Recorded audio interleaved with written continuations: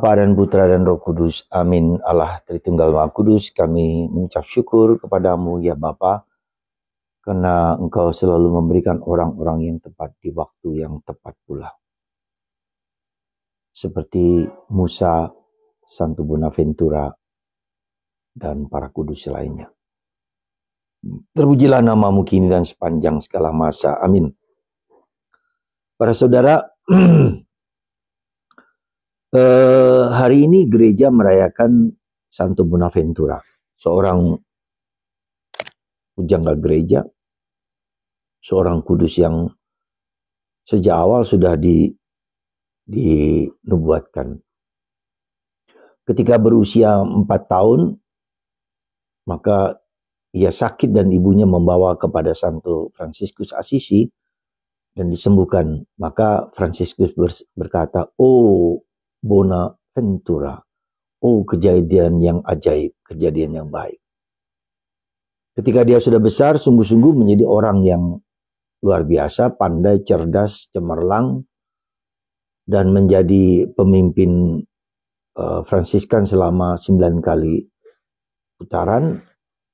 Dan kemudian dia pula menjadi pemikir di Vatikan, dan dia menjadi berperan besar dalam Konsili Lyon 1291. Di sesi yang ketiga dia meninggal, mungkin karena kecapean.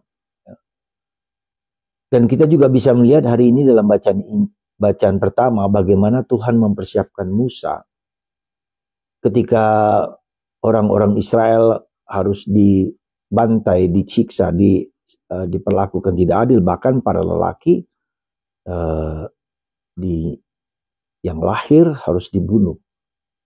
Dan bagaimana Tuhan mempersiapkan Musa ini, si keturunan Lewi ini dari bangsa Israel yang dilahirkan oleh ibunya, lalu kemudian diasuh oleh anak angkat oleh putri Firaun. Dan ketika dididik secara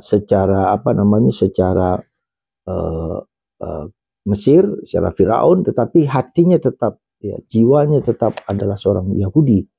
Maka dia membunuh seorang Mesir yang membunuh orang-orang Yahudi. Tapi perlakuannya itu, tindakannya itu diketahui, sehingga kemudian dia takut, dia lari pergi ke Midian untuk bersembunyi.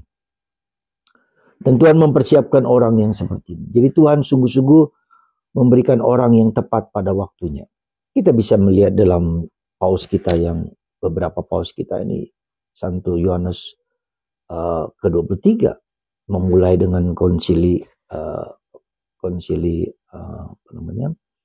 Vatikan kedua, ya. Kemudian Santo Yohanes Paulus kedua, ya. Santo Paulus, Santo Benediktus, Santo Fransiskus, ya. Dan sekarang Paus kita Leo ke-14. Nampaknya inilah gerakan Tuhan yang mau menjawab kebutuhan zaman pada waktunya. Dan kita bisa melihat dalam bacaan yang hari kita dengarkan. Maka itu, untuk apa tugas dari kepemimpinan? Untuk mewartakan pertobatan kepada segala bangsa.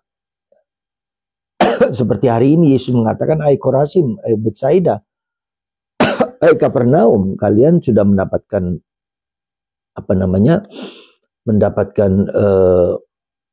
mujizat yang paling banyak, tapi kalian tidak bertobat." Hal yang sama di zaman ini.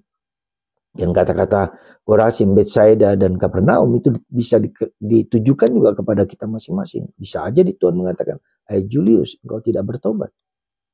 Ya. Pada hari terakhir, pada hari penghakiman, hukuman atas Sodom dan Gomora lebih ringan daripada kalau kamu tidak bertobat. Dan kata-kata ini sungguh-sungguh kata-kata yang keras. Mari saudara, mumpung masih ada waktu, kita bertobat. Bagaimana bertobat? Kembali kepada Kristus. Kembali kepada Kristus.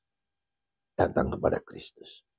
Dan mohon rahmat Roh Kudus supaya kita bertobat. membaharui hidup kita dan menyerahkan segalanya kepada Kristus. Pertobatan bukan gampang. Pertobatan anugerah. Tetapi juga usaha untuk memperbarui hidup kita. Semoga Tuhan memberkati kita semua. Menjaga dan memelihara kita. Menjadi manusia yang sungguh sesuai dengan kehendak. Berkat Tuhan atas kita semua. Semoga Roh Kudus mengilhami, mendorong kita untuk bertobat. Sehingga kita memberikan kesaksian dimanapun kita berada. Karena mujizat-mujizat telah Tuhan berikan kepada kita dengan sempurna. Bapa, Putra, dan Roh Kudus. Amin.